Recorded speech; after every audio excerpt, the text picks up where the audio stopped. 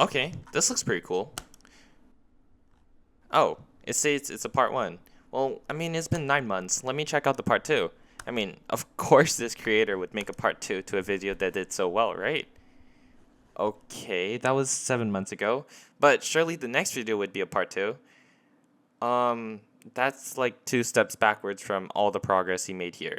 But he did say that there would be a part 2 in the next 2 months, and it's been more than 2 months, so it has to be the next video. Okay, well, that just means the next video has to be the chess video. Are you So you're probably wondering why this video took so long, or maybe you just found my channel.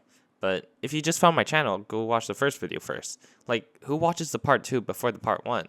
Well, anyways, I won't go too into it, but it is a mix of lack of motivation, constant bugs, and kind of my stupidity. But anyways, let's just get into the video. Okay, so to start off, let's list off some of the aims for this project. Number 1, I want my bot to be able to absolutely crush me and most other intermediate players. And number 2, when I first started logging in for chess, I played against the chess.com bot since I didn't want to lose my precious 1200 elo. But after getting to the 2000 elo bots, I faced a big wall of Francis, who I played for a few months and could not beat no matter how hard I tried. So I hope that my bot will not only be able to beat Francis, but beat him semi-consistently. Okay, that's a lot of talk. But before I start improving the bot, we should do a quick recap on the algorithm the bot uses. And I mean you should go watch my previous amazing video about it. No? What do you mean no? Fine, I'll recap it for you. Okay, so the thing is, the main minimax algorithm is not that hard to understand, and you can literally see it right here. But the modifications in this video get more complex as the video progresses. So to make this easier to digest, I'll explain the entire algorithm through an analogy. So imagine you face many roads, and each road branches off into more roads, which branch off into even more roads. But eventually, at the end of each road, there's a cookie. Now, ideally, you just find the best resulting cookie and just choose the best road each time to get it. But there's a catch. Your mom, who's a bitch, gets to choose every other road because her goal is to prevent you from getting a good cookie. Now the question is, which starting road should you choose in order to ensure that you get the best cookie overall, no matter which road your mom chooses next? Now there's actually 2 parts to this. First would be the algorithm to choose the roads, which is called the search, and second is the algorithm to determine which cookie is actually the best. This seems easy, but remember that the cookies have different attributes, like their crunchiness, sweetness, which affect how desirable a cookie actually is. This is the board evaluation. Now that we understand the 2 parts of this, let's think of a way to tackle the problem. If you're smart enough, you may realize that we can just do a brute force approach to check every possible path to every possible cookie to find out which one's the best. So let's play a game. We first choose the first path, which leads us down to these paths. Then we play as a mother to choose the worst of these paths. But to do this, we have to subsequently go down every next path. We do this until we encounter a cookie, then we can check how good the cookie is and end the search for that branch. If we do this for all the other branches, we will find a path that minimizes the worst cookie that we can get, or in other words, maximizes the best cookie that we can get. Doesn't that sound familiar? In the context of chess, this would be the moves that we make versus the moves that our opponent makes. Now, if you don't get this, that's fine. The 2 things that you need to be familiar with is that the deeper we search, the more accurate our cookies will be, and the better the evaluation of the cookies, the better roads we can take. Okay, now that we got that out of the way, we can move on to the fun part, which is playing against the chess bot.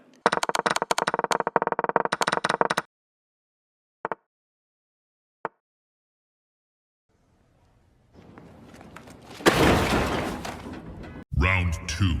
Fight!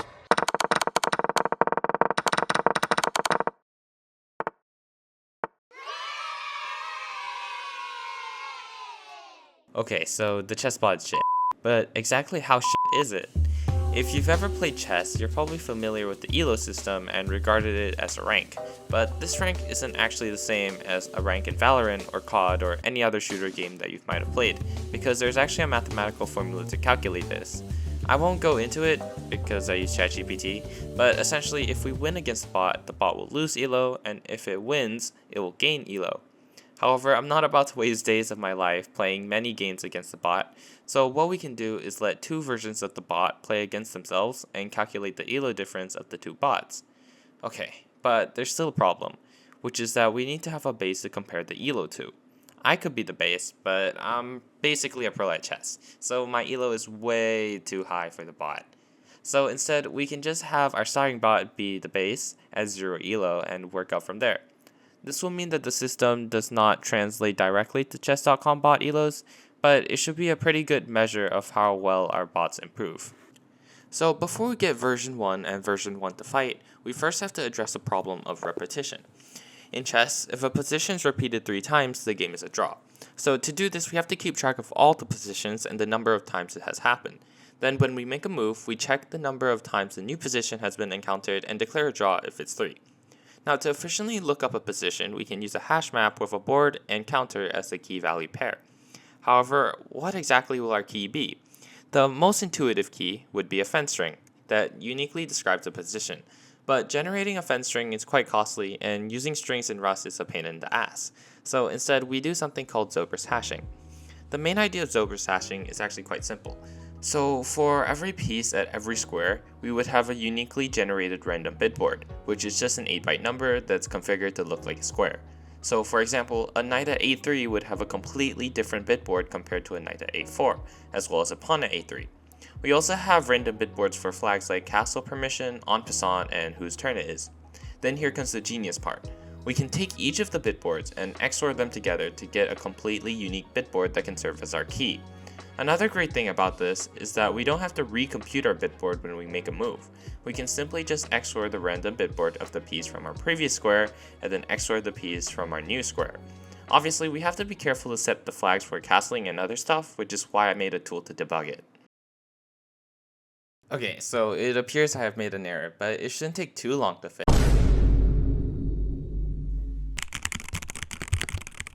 Okay, this should do it. Oh my god, it worked! Mommy, who is he? Oh dear, he's a programmer. Why is he acting like that?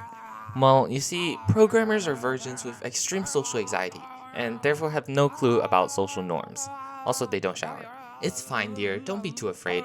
They'll be replaced by AI in the near future. Thank God, I would not want to be a programmer. Yes, that's why you should work hard to be a web developer. Okay, so anyway, let's have our bots play their very first game against each other.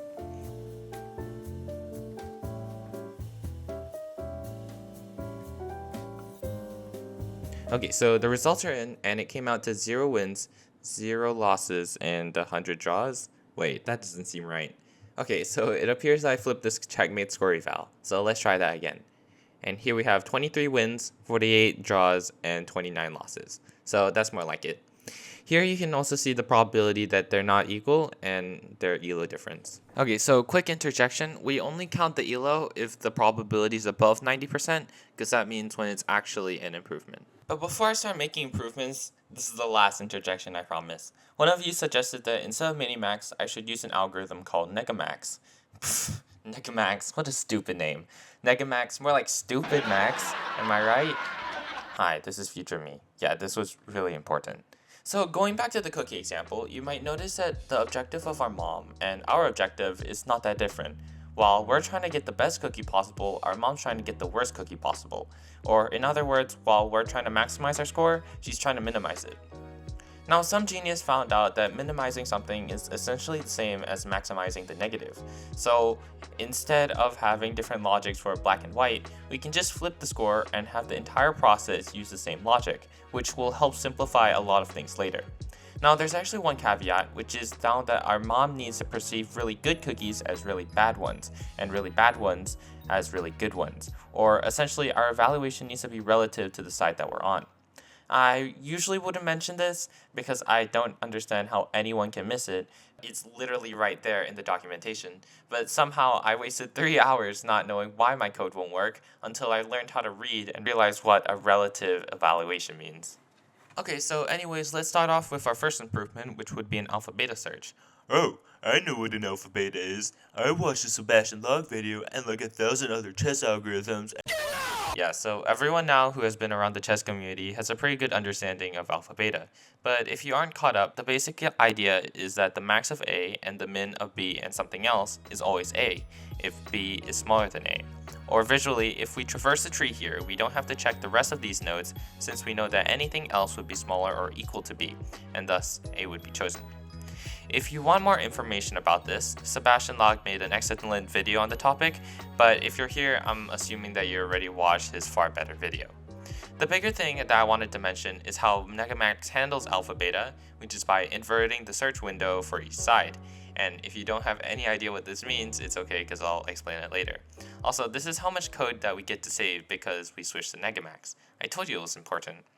Another thing that I noticed is the bot would often get one move away from checkmate and just choose to make another move. And I thought this was an error in my code, but it's apparently just because closer checkmates aren't preferred over longer checkmates. So the bot keeps trying to go for a main 2, but never actually finishes it. So to solve this, it's really easy, and all we have to do is bias the checkmate score towards closer checkmates. Okay, so with those changes, let's run the bot again. And we get an astounding 89 wins, 1 loss, and 10 draws. Wow, so you can really see how the increased depth by alpha beta and the checkmate fix really helped to improve the bot. And just out of curiosity, let's just see the game that it lost. So right now it's playing as black, and it went for this queen sack and tried to promote the pawn, but I'm guessing that it just didn't see far enough. And then eventually, white's just up a queen and checkmates it. Next, we have to resolve the problem of the bot playing based on depth rather than time. This is a really important problem to solve because some of our later changes might make the bot slower, so giving the newer bots more time to think seems unfair at the very least. However, there's no obvious solution to this problem. One way we can go about this is doing a breadth first search rather than a depth first search. Or for all of you computer science nerds out there, you probably know what I'm talking about. But for non-nerds, imagine us going down each of the cookie paths once evaluating it, backtracking, and going down the next path. It's insanely stupid and inefficient, so instead we have to make do with the depth first search technique and make use of an algorithm called iterative deepening. The idea of iterative deepening is to iteratively deepen our search, which basically ensures that if we cannot finish our most recent search, we at least have the semi-accurate results from the previous shallower search. So to understand this better, we have to tweak our analogy of the cookie paths. So remember how I said that there was a cookie at the end of each road? I lied. There's actually a ghost cookie at every intersection that tells you about how good that cookie at the end of the road is. And the closer the ghost cookie is to the end of the road, the more accurate it'll be. Now some ghost cookies may be pretty inaccurate, but for the most part, it describes pretty well what cookie we can ultimately get. Now instead of doing a full search for the final cookie, we can do a reduced search for the ghost cookie.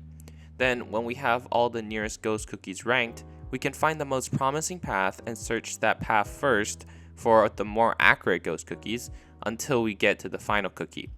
This ensures that no matter if we complete the final search, we will always have a semi-accurate ghost cookie to rely on. Now, I know what you're thinking, but if we search to a depth of 5, wouldn't we have to first do a depth search of 4, 3, 2, 1, which would surely eat up a lot of time, right? Well, actually, since we always start off with the semi-best path, we can narrow our search window, which allows our alpha beta to work more efficiently, making our search faster. Now, at the time, I was too lazy to learn how to sort moves, so instead I used a really bad technique, and I'm not going to go into detail on what I did since I quickly removed it. But let's just call this partially successful iterative deepening. Now, I can give the bot 1 second to think and let it play against the previous bot. With that, it got 53 wins, 35 losses, and 30 draws, which I think is really not bad considering how scuffed my algorithm was at the time. Also, I forgot to update the ranking, so here's alpha beta, and here's our new partial iterative deepening bot with an elo of 531. Okay, next, I want to improve the engine's endgame ability. Currently, the bot sees an endgame as the exact same as the starting position, and as humans, we subconsciously adjust the weight of each piece as we recognize that we've entered the endgame. So let's try to mimic that with the bot. For starters, we need to determine the endgaminess of a position. To do this, I do a really naive algorithm of just counting the pieces on the board and applying a curve to it. Now, is it me, or is that curve looking kinda obese? Then with this, we can have a separate array that holds the adjusted endgame scores of our pieces. Then I alert between the two scores if the endgame weight is high enough. With this, I'm already feeling much better that the bot can play an endgame, but we still have a few more improvements that we can make because of this endgame weight. Firstly, our bot is kind of stupid since it merely just counts the number of pieces on each side and determines the value of the position. To show you why this is a problem, it would evaluate this position and this position as the exact same despite the position of the pieces. So what we can do is implement a piece square table for each piece that gives a bonus or a penalty based on the location of each piece. For example, the piece square table for a king would look something like this, since we want to entice the king to castle and not go marching into enemy territory. A great thing is that these tables could be made even better if we adjust them based on the endgame weight, since the position of each piece greatly determines on the state of the game. So for example, we normally don't want the king to go out into the board, but if we're in an endgame, the king can be a very valuable asset to his pieces. So I borrowed, the endgame weight table for a king and pawn to entice them to be more aggressive during the endgame. However, our engine still has a fatal flaw, which is not knowing how to checkmate with a king and queen. Now, you might be tempted to think that the bot is stupid, but if you think about it, most new players also don't know how to checkmate with a king and queen. And this is because to checkmate with a king and queen, you have to bring your opponent's king to the edge in this awkward shuffle motion before eventually landing a checkmate. Now, the naive solution to this would be to just make our bot faster until it can find a mate in 12, but I don't even know if that's possible. So a better way to do this is to just give a bonus to the bot if our king is near to our opponent's king. With our piece square table that penalizes the bot from going to the edge, the engine would naturally try to shuffle the enemy king to the edge before it finally realizes that there's a mate. So if we play against the engine now, not only can it deliver a checkmate with a queen and rook, but also 2 bishops. Now I tried to get it to work with a knight and bishop, and to a certain extent it worked, but this position is quite rare, so I decided to just work on other things. With these improvements of the piece square table and the endgame weights, the bot now has 50 wins to 31 losses to 19 draws. Not a bad improvement. Now, after this, I tried to give the bot an incentive to increase the mobility of its pieces. And to do this, we can calculate the attack squares of our pieces and the enemy pieces, and then count them up and give bonuses for more mobility. Now, at first this feels quite risky, since calculating the attack scores for each side isn't cheap, but after trying to approximate the number of the opponent's attack scores, I just decided to bite the bullet and deal with the more expensive function. And with that, we have a meager improvement of 92 wins to 46 draws to 76 losses, which I'll take. Again, I forgot to show the rankings, so here's the bot with the endgame weight, the one with the B-square table, and finally the one with the mobility bonus at a Nilo of 662. Now, I wanted to tackle something that posed a big challenge for me in the past, which is the Quiescence search. This is a game that our engine played. You can see that it evaluated this position wrongly, so let's look into the search logs and see why. Going through the search logs, I found that given a depth of 5, it passed this position into our evaluation function. Now, I think we can see why this is a problem. If the engine just looked a few moves deeper, it would see that after it finishes a trade of pieces, it's actually down a piece. Now, of course, at a depth of 5, our engine doesn't recognize this yet and just does a stupid method of counting up all the pieces and giving us an inaccurate score. So this is where the Quiescence search comes in. Instead of immediately evaluating this position, we do another search which only considers captures. The final position after the Quiescence search would be captureless, or in other words, quiet. Then we can pass these positions into our evaluation function to get a more accurate score. There isn't a really good way to fit the Quiescence search into our analogy, but I'll try my best. Currently, these are our cookies, but in reality there's a bit of dirt sprinkled on each of them, and this is because there are hanging pieces and captures which hide the true tastiness of the cookie. To get rid of the dirt, we conduct a Quiescence search on these cookies. Take note that this doesn't actually make the cookies taste better, it just allows it to taste more accurate. See, this is why I can't use this analogy. But this is the general idea behind Quiescence, to exchange some speed for a lot of accuracy. To code this, it's pretty simple. Instead of evaluating it here, we call it Quiescence search, which is literally just the same function, but with a small tweak here that only looks for captures. Great, I can't wait to see the results of 0 wins, 43 losses, and 0 draws? What? Now, I originally thought that this was an error in my code, but upon closer examination, this is due to the Quiescence search being so slow that we're not even able to clear the depth 1 search. This is bad, like really bad. Now, my first instinct of this was to just limit the depth of the Quiescence search, but that just invites back the problem of the position not being quiet. So instead of working on this, I decided to try to make the search more efficient. But before that, I made a function which benches the time taken for the bot to search the best move to a depth of 3. Without any optimization, this is the bench for each of the positions in our test suite. But this is quite hard to analyze, so instead here are the average statistics. Now, I have two optimizations in mind, which would be move ordering and a transposition table. Let's go back to the analogy where we're talking about alpha beta. So right here we were quite lucky since we found a pretty good cookie on the first road. This immediately allowed us to call paths in the second road, which reduced the number of cookies that we had to search. However, we might not be so lucky, and if our good cookie is on one of the last roads that we check, alpha beta would not be nearly as effective. Alpha and beta essentially make the balance of where we can discard paths, so a generalization is saying that anything inside these two values are searched and anything outside is discarded. This is essentially what I mean by narrowing the search window. If we find good moves quickly, we can narrow the search window so we don't have to look for as many cookies on later roads. So how do we find good moves quickly? Well, firstly, we have iterative deepening, which I already explained, and this essentially ranks the moves based on how good they were in a shallower search. However, this really only works at a depth of 1 since we don't store that data here. So instead, we can score moves based on how good they probably are. For now, I just added a scoring of captures since if a high value piece is captured by a low value piece, the move is probably good. So after we score each move, we can sort the moves in descending order and carry out the move search again. With this simple change, we could run our benchmark again, and you can see that the benchmark is about 30% faster than before, which is a really good improvement. Also, ignore the nodes per second, unless I tell you to look at it, okay? Good boy. Running the engine again without Quiescence, we get a pretty good improvement of 68 wins, 25 losses, and 16 draws, with a total ELO of 806. Okay, so next let's work on the transposition table. The main idea of the transposition table is actually really simple and quite intuitive. The basic idea is that we can memorize the result of our search and store it in a table. This is really simple honestly and should only take a few hours. The reason the transposition table sucks so much is because of alpha beta pruning. Alpha beta pruning is kinda like cocaine. At first it's amazing, but after a day the effects of it seep in, and you're regretting the mistake of implementing it in the first place. Then you try to go on with your life, but eventually succumb to the grasp of its addiction as the devil grabs you by the legs and sinks you down to hell. Wait, was that AI? Ew. Well, okay, anyways. So let's go back to our cookies. So on the first path, we find a pretty decent cookie, which is good, since we can call more nodes. Notice how that when we find the new best cookie, we have to search all the possible paths to do so. Since we don't get to cull anything or skip anything, we know that the value of this path is exactly the cookie. This lets us store this path directly into our transposition table as the value of the cookie. Then we reach the second path.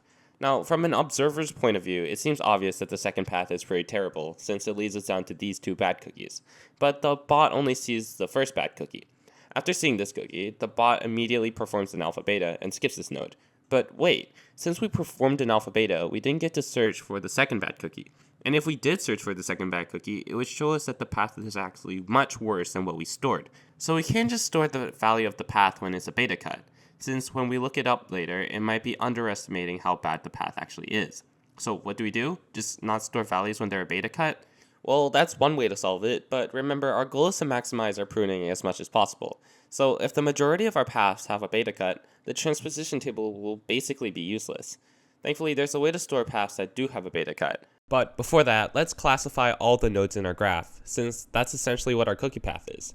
Yeah, that's right. I tricked you into learning graph theory through cookies, unless you clicked off. Anyways, let's rewind. So right here's the node where we found the new best cookie by searching all the paths. This is called the principal variation node, which is just a fancy name for saying a node that is the best move in the position. In fact, you might already be familiar with this if you played with the analysis, since the line that Stockfish calculates are the moves that are part of the chain of principal variation nodes. These are neat because they give us an exact score of how good the position is, but they are expensive to search. Next, let's go to the node where we performed a beta cutoff. This is called a cut node. These nodes are faster to search since we could cut a lot of paths, but they're actually not totally accurate. In fact, the defining feature of these nodes is that the true value of the position lies above the value of the node. Now, how is this useful? Well, our entire pruning relies on whether alpha is larger than beta. So if our cut node value is already larger than beta, then the true score of the path must also be larger, which allows us to prune this node. So we can actually store the value of cut nodes, but we cannot use them unless it's this specific case. Now, there's actually a third node, which is one where we search all the children and none of them could improve the alpha. Honestly, if you don't understand this is fine, because they're not really that important anyway, and it's also quite hard to visualize, which is why I'm using the graph tool here.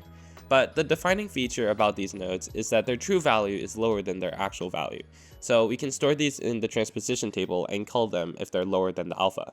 Okay, you got that? If you did, I'm honestly quite impressed, since this entire thing took me many weeks to wrap my head around. Now, I have to admit something, which is that when I first tried to get the transposition table to work, it had a bug which I didn't fix until later into the project, so let's just call this the partial transposition table. Now, let's hit the bench again, and you can see another increase of 50%, although I don't know how accurate this is because of the bug that I mentioned. Now, if we run it against our previous bot, we get another nice improvement of 43 wins to 28 losses to 20 draws, which is honestly not that bad. Now, notice that even with all of this, the average move search to only a depth of 3 takes 3 seconds, which is way too long. This is because we're actually missing a part in Quiescence called the stand pat. In our current Quiescence search, these are all the moves that are available, but we're actually missing one move, which is just not doing anything at all and immediately ending the search, because, you don't have to take a piece when you don't want to. Dumbass. And this is literally like every other move, with it allowing us to have a beta cutoff and improving the alpha. Embarrassingly, I somehow didn't notice this flaw when I coded my Quiescence search, and even more embarrassingly, I could not understand why standpat worked until I wrote the script for this video. But to my defense, the chess programming wiki did a terrible job of explaining it. Okay, so with all of this, we get a teensy little improvement of about 1,000 times faster, no biggie. And here it is compared against the previous few, just a small improvement. And when I face it against our previous bot, we just get like the most small improvement of 64 wins to 5 losses and 24 draws. Am I mad that 4 lines of code had the biggest impact on performance? No, I think you're mad that I'm mad that I spent a whole week doing useless shit just for Anyways, here are the new rankings, with the transposition table having 864 elo, while the Quiescence surge having a whopping 1,124 elo. At its current state, the bot's already pretty good. Like, here's a game that I played against the 1800 bot in chess.com. And in the game, it played this pretty cool move, taking the knight and ignoring the attack on its queen, which the Winter Chess analysis thought was brilliant. But the goal for this video was to beat the 2300 bot, so let's try that out.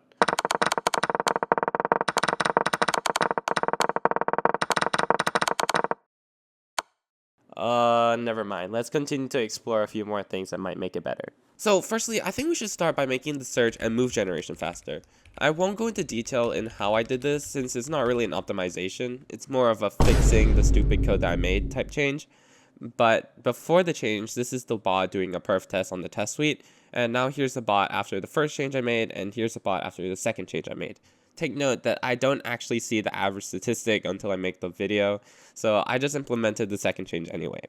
Notice how the number of nodes searched didn't change, so this is one of the times where I want you to look at the number of nodes per second, where there is quite a decent improvement. Unexpectedly, these changes weren't big enough to have a significant improvement on how it played, but if you're interested, here are how the games went. Next, I wanted to tackle the problem of king safety. This is actually a really big problem with the engine currently, since it doesn't realize whether the king is in danger. And let me let you in on a little secret. I didn't fix it. Even with the most recent version, this is a glaring problem. Like, here's a position where it's very obvious that the king is not safe, but the bot still thinks it's up by a lot because the threat can only be seen when you look like 20 moves into the future. And you can actually see how different the evaluation of Stockfish is compared to my bot. And you can also see how the evaluation of my bot quickly drops over time. But nevertheless, I still tried to improve the bot. So firstly, I gave a penalty for whether there's an open file near the king, since it makes it easier for a rook or queen to swoop into its territory.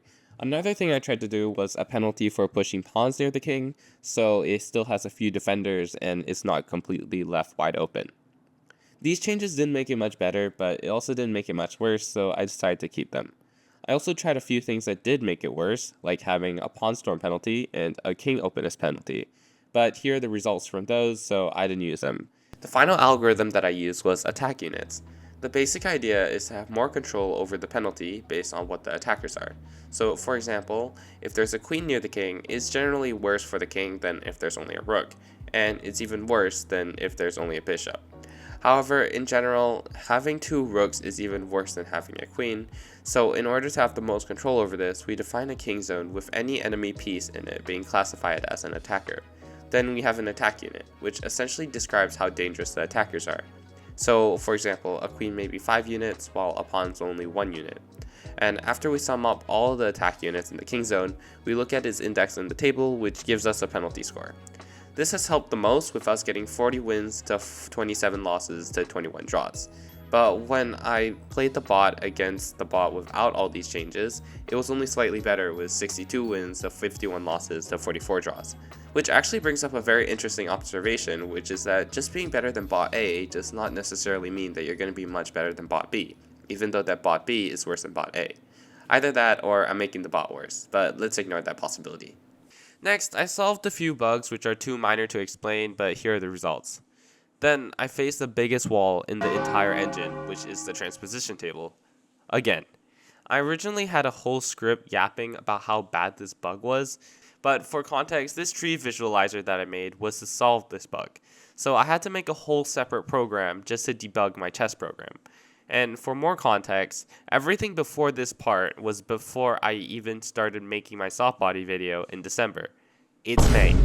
So I want you to give a guess of how long I took to debug this. Is it A, 10 hours, B, 1 day, C, 2 weeks, or D, 1 month?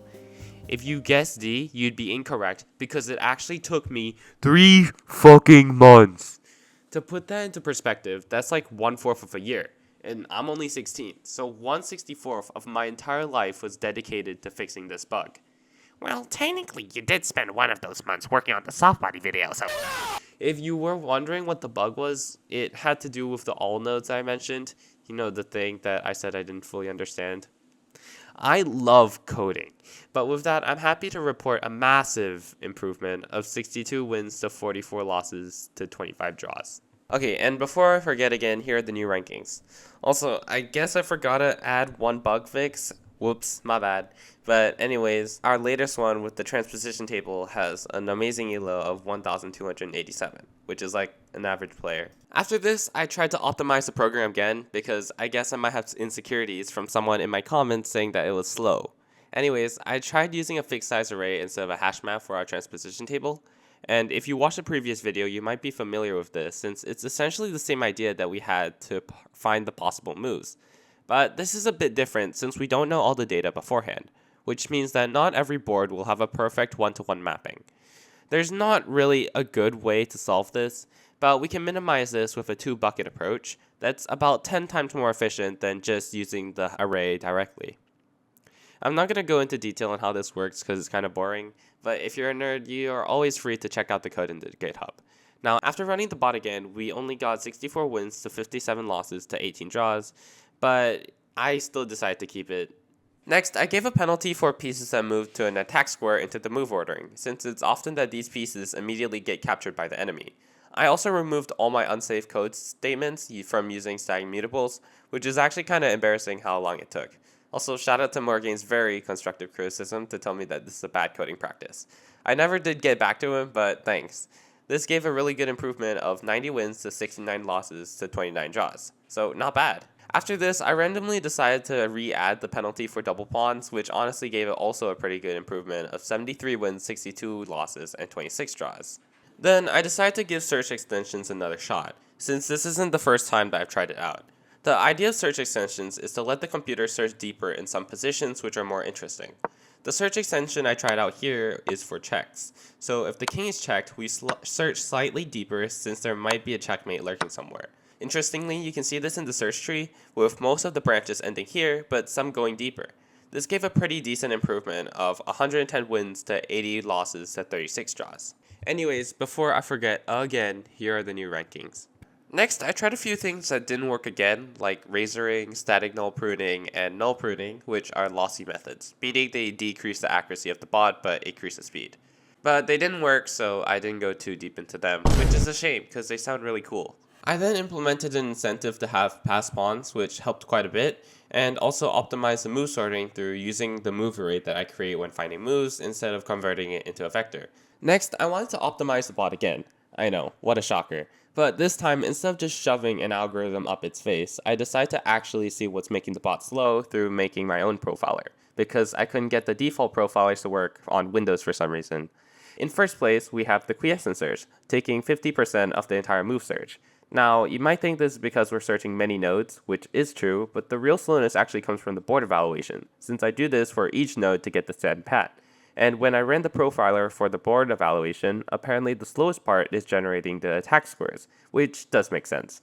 So I did some optimization there, which is kind of hard to explain, but in the end I was able to reduce it to only 40% of the entire search. Next, surprisingly, is the transposition lookup, or more specifically, the part which reads from the RAM taking 20%. Now, I won't explain why this is really slow, because I don't really understand it fully, but it has to do with the table being very large. Now, I didn't find a way to optimize this, but in the process, I did find out that there was a bug in my transposition table, so I quickly fixed that. After this, there's the position repetition check, which took 10% of the overall time. Honestly, the entire position repetition thing is a mess, so I organized some of the code, which also helped to speed it up quite a bit. This is the last thing that I was able to speed up, but here's the distribution if you're interested. Interestingly, the move generation is really slow, but it's not a big deal because we don't perform it on root nodes. So in total, it takes as long as something like move making, even though that move making is much faster. With this, I ran the performance benchmark again, with it being about 30% faster. However, when it played its games, it didn't really seem much better, but I still decided to keep it since I don't really see how this could have made our bot weaker.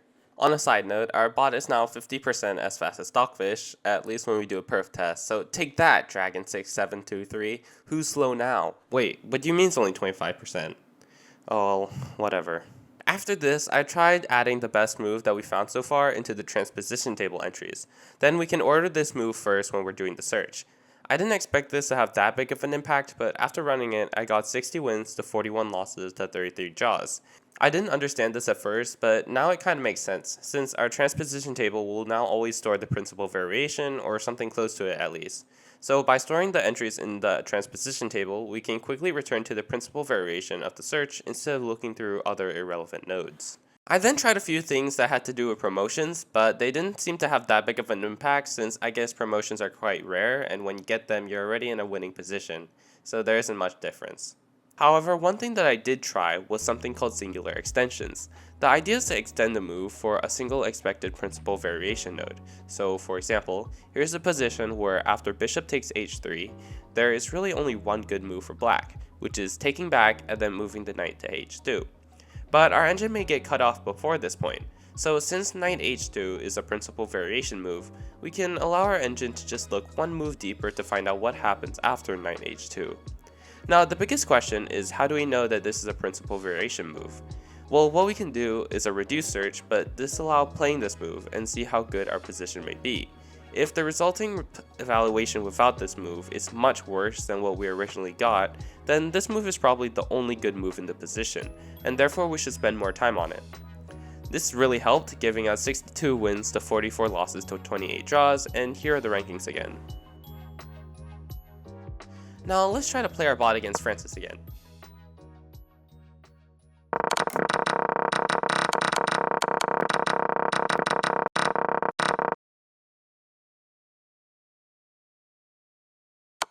Wow, so I was able to beat Francis. Okay, video over, bye. Wait, no, I said destroy Francis, not just beat him. I want our bot to burn Francis to the ground for all the pain he has caused me. I want our bot to beat Francis so badly he'll never play chess ever again. I want our bot to never lose against Francis. I want our bot to be... So I still have a bit to go. With the multiple games against Francis, I rediscovered that the biggest flaw of the engine is actually king safety. So I try to work on it by giving the bot a move extension for positions that have multiple attackers on the king. But after the results of that, I just got rid of it. But another way to improve king safety is to just let the bot search deeper into the position. So you know what that means. No! Get out of here. We're going to work on the pruning. Now, I was about to start a new base for our benchmark, but before that, I found that there was a bug in our move ordering, which actually made the bot not want to take pawns with queens, even though they are free. So, fixing that, we get 78 wins to 45 losses to 14 draws. pushing us over 1600 elo. With that, let's run our benchmark. This time, look at the number of average nodes since that's the one that matters. The first thing that I tried is throwing away our entire alpha beta to make an even faster search algorithm. Well, technically not, but it is a search algorithm that is faster than alpha beta, called principal variation search. The whole idea of the search revolves around the fact that we can actually shrink the search window to as small as possible, and it can still tell us whether there's an improvement in the position while calling the most number of nodes. So instead of doing a full search straight away, we can check whether there's an improvement using a cheap principal variation search. Then if there is an improvement, we can do a more expensive full window search. This is actually why we couldn't just implement it 30 minutes ago, since it relies on the fact that most of our cheap searches will fail, which only really happens when our search window is very small, very quickly, which really only happens if we have other algorithms in place that let us search the best move first. Also, when we do this, we need to be careful not to store any transposition table entries for some reason. Why? I don't know, it just didn't work when I did it, and I'm too lazy to understand why. So with that, here's the new bench, being about 35% faster. And when we run the bot again, we get a really great improvement of 56 wins to 37 losses to 13 draws. Next, what if I told you there was a way to reduce the number of nodes that we had to search by 60%? This is through an algorithm called late move reduction. And how does it work? Oh, we probably don't need most of this. Let's just get rid of it. Yes, I know it looks bad, but it's actually not as bad as you might think it is. Because number one, we don't actually delete these nodes, we're just reducing the depth at which they're searched. And number two, since we have good move ordering, most of these nodes are kind of boring anyway, so we shouldn't be missing out on much. But if the principal variation search that we conducted returns a positive, we'll still do a full window search on these nodes. Also, we're very careful to make sure that this move isn't a check or promotion, since those can drastically change the position. So see, it's actually not as bad as it sounds. And when we run the test suite again, you can see that the number of nodes actually do drop to 40%. And when I got it to play its games, it got 140 wins to 87 losses to 41 draws. So really quite a good improvement. After this, I took a quick break from pruning and I fixed the function that returned the endgame weight, since I felt that for most positions it was kind of underestimating how endgame the position was. So after some help from ChatGPT, I was able to have another nice improvement of 152 wins, 121 losses, and 33 draws. Finally pushing the bot over 2000 elo. Also, most of the improvements recently have been pretty massive, so let's look at our rankings again. I also tried adding a better scoring for pawns that are guaranteed to promote in the deep endgame. So for example, right here, white is obviously winning since its pawn is guaranteed to promote since black can't catch it. But when I ran the bot overnight, there wasn't any improvement, which I think is bullshit, but whatever. In fact, there was a segment in the games where the scores looked like this. So if running the bot for 300 games is still not enough, how accurate some of my games are only running for 100 games? Well, never mind that. Then after this, I wanted to experiment with the move ordering again, since most of our methods rely heavily on good move ordering. So the first thing that I tried was killer moves. You've actually already seen an example of this, so let's go back to the position where we're talking about singular extensions. Right here. So remember how singular extensions work? Let's play every move except knight h2. So for example, bishop e3. Now black gets to swoop in with the knight and things aren't looking too good for white. How about knight d5? Well, it's actually the same idea of swooping into the position with the knight. Actually, for most moves that white plays, knight g4 is a pretty good response.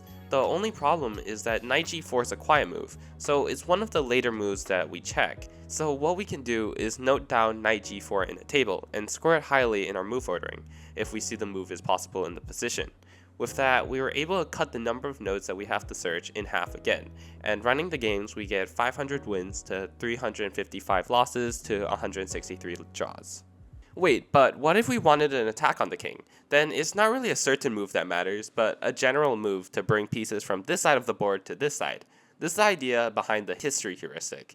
If we find out that moving any piece from here to here performs a beta cutoff unexpectedly, then it's probably a decent move no matter the position. So what we can do is have separate tables for black and white that have all the possible pairs from a to square and a from square. Then we can increment the score for this specific pair. However, in order to make sure that the table does not get overly saturated, we slightly decrement the scores if they aren't promising. Most of you probably think that this is a stupid idea since it's way too general to actually store any useful info, or at least that's what I thought. But here's a compressed history heuristic table for white at the starting position to show how eager the bot is to move a piece at a square.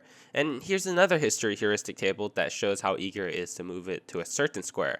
However, the default position is kind of boring, so let's move on to a more interesting position. If you look at the square visual, you can see how the bot wants to utilize many of its pieces that it has in the center. However, what I find more interesting is that the 2-square visual shows how the bot is struggling to attack at the center, where there are many black pieces, but finds a stronghold at d5 where it's able to place its knight. Also, yes, I'm aware that there are many green splotches near the king, but this is only because there are not many moves there, so the table didn't get to rank those moves often. Anyways, this table gives us a slight improvement of about 10%. And when it places games, it got a decent improvement of 592 wins to 556 losses and 224 draws. Okay, lastly, I tried counter moves, which are moves that counter moves played. I know, shocker. But these didn't really help, so I got rid of them. Okay, nearing the end. So before I played the bot again, I just did a few small bug fixes, like fixing the Quiescence surge and changing when we're allowed to do move extensions. Okay, gonna head to the games in a sec. But before that, I think it'd be pretty cool if we could just see like all the changes that we made to our bot and their improvements.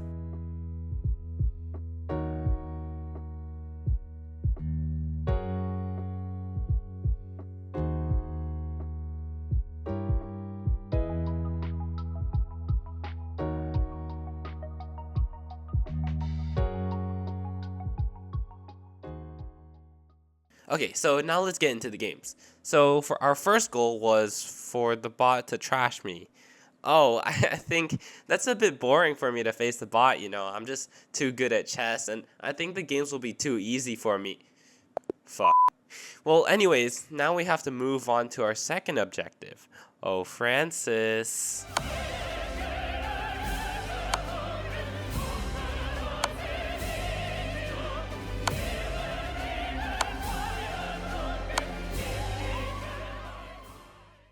Oh, how does it feel, huh? Oh, one more loss like that and you'll stop smiling? Well, you better stop smiling. In fact, I hope you never come back to the game of chess ever again. Okay, anyways, let's look at some of the game highlights. Okay, so this is one of the games that the bots played, and right now it's pretty equal until Francis made the blunder with queen to c5. Now, if you want to try to find the brilliant move, I'll give you a sec. But the brilliant move here is sacrificing the rook to b5. Now, obviously, you can't take with the queen because the knight's defending. But if you take with the bishop, knight to e6, quadruple fork. In the same game, it also played this move. I mean, you can try to find it. It's not brilliant, but I consider it brilliant. It's knight to e6, forking another triple fork, and if you capture it, I'll go rook down to b7, pinning the queen to the king. So this is another game that the bot played, and by the way, casual 97.7% accuracy. But in this position, the bot played queen takes f5, and then Francis blunders with the move rook f7. Now, the bot didn't play a brilliant move, but I do consider it a brilliant move again, so you can pause and try to find it. The move that our bot played was sacrificing the queen, knight g5. And the reason you can't just take the queen is because if you take the queen, I will take your rook, attack on the queen, and I mean, you can move your king, but you're just going to lose your queen. So you're essentially forced to move your queen. But after you move your queen, I'll take the bishop, discover check, you're forced to move your king, and I'll take your other bishop. Well, Stockfish wants me to repeat moves for a bit, but I'll take your other bishop. And now I am 2 bishops and a rook up for a queen. Isn't that insane? But Francis didn't decide to take. Instead, he wanted to play the move bishop g2, which is another mistake. And here our bot didn't move our queen out of the way. We just straight up took the rook, because if you take our queen, we are going to take your queen. Insane game. In total, I played 6 games against Francis, with the 6th game just being there to rub in the taste of defeat. But anyways, our bot won 5 games and drawed 1, technically. You see, on the 5th game, I made a mistake in transferring the move, causing our bot to lose, but I trust our bot to win this endgame if I didn't blunder. Honestly, I'm really happy with the bot and how it turned out, and I definitely did not expect it to get nearly this far. But with that, I think I need to say a few things. Number 1, the bot is definitely not 2500, and I think I messed up the elo system at the end by playing many games. And number 2, since most of the matches at the start were only 100 games long, I think I made many changes that were actually worse for the bot, and I also probably missed out on a lot of changes. With that being said, before anyone points it out in the comments, I know this video feels like a crappy copy of Sebastian's Logs video, and honestly, I'm not proud of it. However, I really just wanted to make my own chess bot and experiment with it the way he inspired me to. Lastly, here are all the sources that I used to help me in this journey, and I would definitely not have been able to get here without these sources. Okay, so that's enough yapping. Thank you for watching the video, please subscribe, and I hope this video was worth 9 months. See ya!